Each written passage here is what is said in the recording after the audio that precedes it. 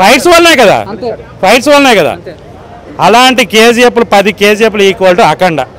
ఒక మెగాస్టార్ ఫ్యాన్గా చెప్తున్నాను, ఎంత ఊరమాసు బాలకృష్ణ గారి చరిత్రలోనే కాదు తెలుగు ఫిల్మ్ ఇండస్ట్రీలోనే కూడా ఎంత ఊరమాసు ఫైట్లు మాత్రం నేను చూడలేదు. నాయన బోయపాటి గారు మీకు ఒక దండము. ఈ మనిషిని ఈ విధంగా కూడా చంపొచ్చా, ఇన్ని రకాలుగా చంపొచ్చా, ఇన్ని రకాలుగా కొట్టొచ్చా? రామలక్ష్మణ్ గారు బోయపాటి గారు కాంబినేషన్లో ఒక మనిషిని ఎన్ని విధాలుగా అంటే బంతిని కోరితే ఏ విధంగా వస్తుందో ఆ విధంగా ఒక రేంజ్లో ఆయన ఫైట్స్ ఉన్నాయి. ప్రతి ఫైట్ ఒక ఇంట్రడక్షన్ ఒక క్లైమాక్స్ కలిపితే ఎలా ఉంటుందో అలాగే ప్రతి ఫైట్ ఉంది. డైలాగ్స్ మామూలుగా లేవుతాము. నా స్పెట్స్ పడిపోయింది, ఒకసారి ఒక అంది దాన్ని పెట్టుకుంటే మనకు ఊపు వస్తుంది. డైలాగ్స్ చాలా బాగున్నాయి, కానీ బాలకృష్ణ గారి స్టైల్లో ఒక డైలాగ్ చెప్పాలని ఉన్నా. బాగా డైలాగ్ చెప్పలేను కానీ బాబు పొలిటికల్ లీడర్ ఫీల్ అవ్వకండి. మీరు పదవిలో ఉంటే ప్రజలు మీ వెనుకుంటారు, ప్రాణం ఉన్నంత వరకు ప్రజలు సినిమా కోసం ఉంటారు. మీరు డబ్బులు ఇస్తే మీ వెనక జనాలు వస్తారు, సినిమా కోసం డబ్బులు పెట్టి జనాలు వస్తారు. Both are not same. ఇది అందరికి కలిపి స్పెషల్గా ఏం లేదబ్బా. పొలిటికల్ లీడర్లు అనేది కాదు, ఎవరైనా సరే పదవిలో ఉన్నంత వరకు ఒకలాగా ఉంటారు. దేవాలయాలు కూడా అది కూడా ఉంది. నిజంగా దేవాలయాన్ని కోల్చడం ఏంటి, అది రాంగ్ కదా, అది చాలా తప్పు. అది అసలు ఏ హిందూ అయినా ముస్లిం అయినా క్రిస్టియన్ అయినా ఎవరైనా సరే దాన్ని అసలు మనం ఎంకరేజ్ చేయకూడదు. దేవాలయాలు కోల్చడం ఏంటి, దేవాలయాలైనా సరే చర్చిలైనా సరే మసీదులైనా సరే వాళ్ళ జోలికి వెళ్ళకూడదు. ఎందుకంటే అది ఆత్మగౌరవానికి సంబంధించింది. అది మన సాంప్రదాయము. మన మనసులో ఉన్న బాధల్ని కష్టాలని ఏదైనా సరే షేర్ చేసుకునే ఏకైక ప్లేసు, మనలో మనం మాట్లాడుకునే మనసు ప్రశాంతంగా ఉండే ప్లేస్ ఏదైనా ఉందంటే చర్చ్, మసీదు, టెంపుల్స్. ఇవే. వాటి జోలికి వెళ్ళకూడదు, మతాల వైపు వెళ్ళకూడదు. ఎందుకంటే మనిషి కొద్దో గొప్ప మనిషిగా బతుకుతున్నది కేవలం ఆ ప్లేసుల్లోనే. ఆ ప్లేసులు తప్ప మిగతా ఎక్కడ కూడా మనిషిలో బతకట్లేదు.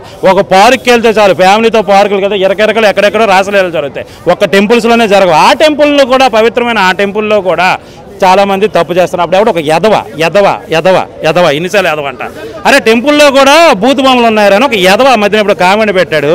ఒరే ఎదవా, అది బూతు కాదురా, ప్రతి ఒక్క మనిషి జన్మ వెనుక ఉన్న రహస్యం అది. నువ్వు అలాగే పుట్టావు, నీ బాబు అలాగే పుట్టాడు, నీకు పుట్టినాడు కూడా అలాగే పుడతాడురా ఎదవ. అది టెంపుల్ మీద ఉన్నది, అది రహస్యం. మన జీవిత రహస్యాన్ని టెంపుల్ మీద బొమ్మలతో చూపిస్తారు. దాన్ని మీరు పట్టుకొని కొంతమంది అతి మేధావులు చాలామంది మాట్లాడతారు. దట్ ఈజ్ కరెక్ట్ కాదు. మనిషిలో మాట్లాడతాం, మనం మనుషులం, జంతువులం కాదు. టాపిక్ డైవర్ట్ అయిపోయింది. శ్రీకాంత్ గారి క్యారెక్టర్ చాలా బాగుంది. కొద్దిగా ఇంకా బాగుండును. ఆయన హీరో ఆయన ఉద్దేశంతో కొద్దిగా ఫైట్స్ పెట్టకుండా సింపుల్గా ఆయన లేపేశారు. సో అంతవరకు బాగానే ఉంది. కానీ ఫైట్స్ చూద్దాము, అసలు ఏంటో ఫైట్స్.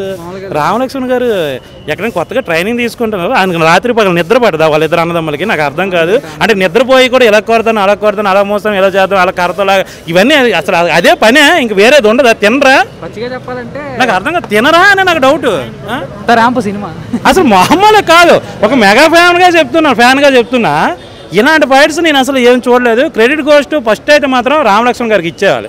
అసలు మామూలుగా లేదు, అసలు మామూలు ఫైట్స్ కాదు. ఇందులో నలుగురు హీరోలు ఏ ఒక్కరు లేకపోయినా లేదు. బోయపాటి గారు లేకపోయినా అఖండ లేదు, బాలకృష్ణ గారు లేకపోయినా అఖండ లేదు, తమన్ గారు లేకపోయినా ఉండదు, రామలక్ష్మణ్ గారు లేకపోయినా, ఈ నలుగురిలో ఏ ఒక్కరు లేకపోయినా అఖండ ఉండదు. ఇంకా ఏ ఒక్కరు తక్కువైనా అఖండ మనం ఎంత గ్రాండ్గా మనం చెప్పలేము, ఎంత బ్లాక్ బస్టర్ హిట్ అని కూడా మనం మాట్లాడలేము. అఖండని ఆ ఫైట్స్ కానీ, ఆ ఫైట్కి తగ్గట్టు ఫోటోగ్రఫీ, ఆ ఫైట్కి తగ్గట్టు డైరెక్షన్, ఆ ఫైట్కి తగ్గట్టు యాక్షన్, ఆ ఫైట్కి తగ్గట్టు ఆర్ఆర్, ఇవి ఏమీ లేకపోయినా సినిమా లేదు. అంత బాగా తీశాడు. మాసు సినిమా అంటే మాసు సినిమా కావాలనుకున్నాడు అందరికీ ఇవే మాసులు. అరే మీ అందరికీ కొత్త హీరోలకు అందరికీ చెప్తున్నా, అంత చిన్న మధ్యలో వచ్చిన హీరోలకు కాదు, కొత్త హీరోలకు చెప్తున్నా. మీరు లవ్ స్టోరీలు నీట్గా తీసుకోండి. మీరు కొడితే బాలకృష్ణ గారు మన చిరంజీవి గారు కొడితే ఎగురుతారు కదా, మనము రూపులు పెట్టేసి కట్టేసి కొట్టేద్దామంటే మీ సినిమా ఎవరు చూడడం. మీరు మంచి లవ్ స్టోరీలు తీయండి, మేము చూస్తాము. వీళ్ళు లవ్ స్టోరీలు తీస్తే మేము చూడము. వీళ్ళు ఫైట్లు చేస్తేనే మేము చూస్తాము, వీళ్ళు డ్యాన్సులు వేస్తేనే మేము చూస్తాము.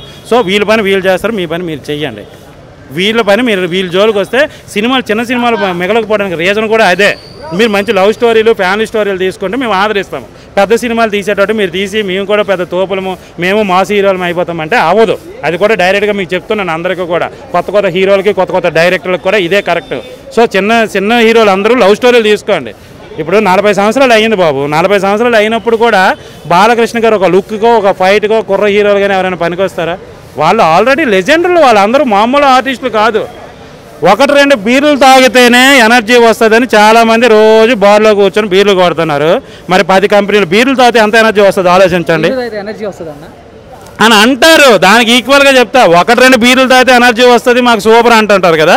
మరి అలాంటి ఎనర్జీ వస్తుంది అనుకున్న వాళ్ళు 10 కంపెనీలు బీర్లు తాగితే ఎంత ఎనర్జీ వస్తుందో క్యాల్కులేషన్ చేయండి. అదే బాలకృష్ణ గారు. ఏ హౌస్లో కూర్చుని ఆయన తాగుతాడు అనుకో పోనీ, అలానే అనుకో. కానీ ఒక రేంజ్లో ఉంది ఊరమాస్ సినిమా, అది మామూలుగా చెప్పలేము.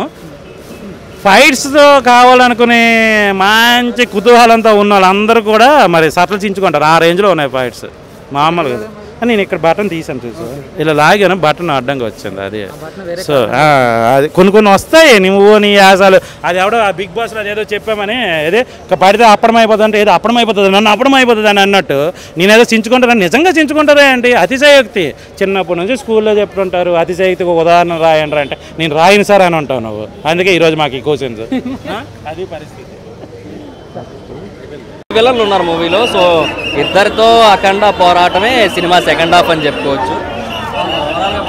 ఎక్స్ట్రాడినరీ బీజిఎమ్స్ అయితే టాప్ లెవెల్. ప్రతి ఒక్క సీన్కి కూడా అలా గూస్ బంప్స్ వస్తుంటాయి. మ్యూజిక్ అంటే ఒక 2-3 బాగున్నాయి, అంటే కొంచెం బోర్ అనిపిస్తుంది. బాలయ్య బాబు స్టెప్పులు, జై బాలయ్య పాటలు ఎక్స్ట్రాడినరీ. చందు సినిమా బాగుందబ్బా. ఏం నచ్చింది అంటే ఫస్ట్ నుంచి కూడా సింహ లెజెండ్ తర్వాత 3వ సినిమా వాళ్ళ కాంబినేషన్లో ఎక్స్పెక్టేషన్స్ రేంజ్లో ఉన్నాయి. ఇక్కడ జనాలు చూస్తుంటే ఆఫ్టర్ లాక్డౌన్ తర్వాత ఒక పెద్ద hero cinema, commercial cinema release అవటం జాతరలో అనిపిస్తుంది. సినిమా వీడు ఫస్ట్ టైం అక్కడ గేట్ కాకుండా ఇక్కడ గేట్ ఓపెన్ చేసినంటే చూసుకో. సో సినిమా చూశారు కాబట్టి మీకు ఎలా అనిపించింది? చాలా బాగా అనిపించింది. సినిమాలో మెయిన్ కొన్ని ఆస్పెక్ట్స్ ఉంటాయి. బాలకృష్ణ గారి డైలాగ్ డెలివరీ కావచ్చు, యాక్షన్ సీన్స్ కావచ్చు, బ్యాక్గ్రౌండ్ మ్యూజిక్ కావచ్చు, cinematography main. Slow motion shots ఉంటాయి చూడు, అవి అయితే టాప్ లెవెల్ ఉంటాయి. సో అంత బాగా తీయడం జరిగింది. బోయపాటి గారి డైరెక్షన్ టాప్ లెవెల్. కొన్ని థాట్స్ ఉంటాయి. క్లైమాక్స్లో విలన్ చంపడానికి కూడా ఒక టెక్నిక్ వాడటం జరిగింది. అది కూడా నాకు బాగా నచ్చింది. సో చాలా బాగుంది ఓవరాల్గా మూవీ. పక్క రైతుగా ఒక పక్క ముఖ్యంగా చూసుకుంటే గోరా క్యారెక్టర్ అనేది ఫస్ట్ నుంచి కూడా అందరిలోనూ ఒక ఎక్స్పెక్టేషన్స్. సో ఎలా ఉంటారు బాలయ్య గారు అని, సో దాంట్లో చెప్పే యాక్షన్ సీన్స్ కానీ చెప్పే డైలాగ్స్ కానీ అవన్నీ ఎలా ఉన్నాయి గోరా క్యారెక్టర్? చాలా గోరా క్యారెక్టర్ డైలాగ్స్ అయితే నీకు ఒకటి చెప్తా చూడు. గోరా క్యారెక్టర్ డైలాగ్స్ ప్రతి చోట ఎక్స్ట్రాడినరీ ఉంటాయి. బాలయ్య బాబు డైలాగ్స్ అంటే నార్మల్ వెర్షన్ డైలాగులు కూడా శ్రీకాంత్ గారు ఎదురుపడినప్పుడు ఒక సీన్ ఉంటుంది, ఫస్ట్ టైం ఎదురుపడినప్పుడు ఆ సీన్లో డైలాగులు ఉంటాయి. రాసిన ఎం రత్నం గారికి హ్యాట్స్ ఆఫ్. ఆయనే రాసి ఉంటారు అనుకుంటున్నాను నేనైతే, మాటలు ఆయనే. సో ఆయనకి మాత్రం హ్యాట్స్ ఆఫ్. అసలు ఒక్కొక్క మాట అంటే ఆ పదాలని ప్రాసలు అంటారు కదా, ఒక పదం ఇంకో పదం ఎడ్జ్ ఒకలాగే రావడం, ఆ ప్రాసలు వాడుతూ కూడా అంత బెస్ట్గా డైలాగులు ఇవ్వడం అనేది ది గ్రేట్. అసలు మళ్ళీ సెన్స్ కూడా చాలా ఎక్కువ ఉంది, మీనింగ్ కూడా చాలా బాగా వస్తుంది ప్రతి ఒక్క డైలాగ్కి కూడా. సో అది కూడా బెస్ట్. అసలు ముఖ్యంగా చూస్తే అన్న ఆ దేవాలయాల జోలికి వస్తే డైలాగ్స్ కానీ అవన్నీ కొంచెం ఇండైరెక్ట్గా ఎవరికో తగిలినట్టు ఉన్నాయని చెప్పేసి అంటున్నారు బయటకు వచ్చి. ఏమో నాకేం అలా అనుకోలే, నేను అలా అనుకోలే. కానీ నాకు ఏమనిపించిందంటే హైందవ ధర్మం కోసం, సనాతన ధర్మం కోసం, దేవాలయాల గొప్పతనం కోసం మన పూర్వీకులు ఇంతకుముందు దేవాలయాలు నిర్మించేటప్పుడు ఎలాంటి గొప్ప గొప్ప ఆలోచనలతో నిర్మించేవారు, ఇలాంటివన్నీ కూడా క్లియర్గా చెప్పారని అనిపించింది తప్ప నాకు దాన్ని నెగిటివ్గా అయితే నేను చూడలేదు. కరెక్ట్గా బాలకృష్ణ గారిని కరెక్ట్గా చూపించాలన్నా, కరెక్ట్గా వాడాలన్నా బోయపాటి గారికే సాధ్యమని ఆల్రెడీ రుజువు చేశారు కొంతమంది అన్నారు. సో ఈ సినిమా ఎంతవరకు అసలు ఒక 200 టైమ్స్ రుజువు చేసింది ఆ మాటని. అసలు ఎక్స్ట్రాడినరీ అబ్బా. ప్రతి ఒక్క సీను కూడా టాప్ లెవెల్లో తీయడం జరిగింది బోయపాటి గారు.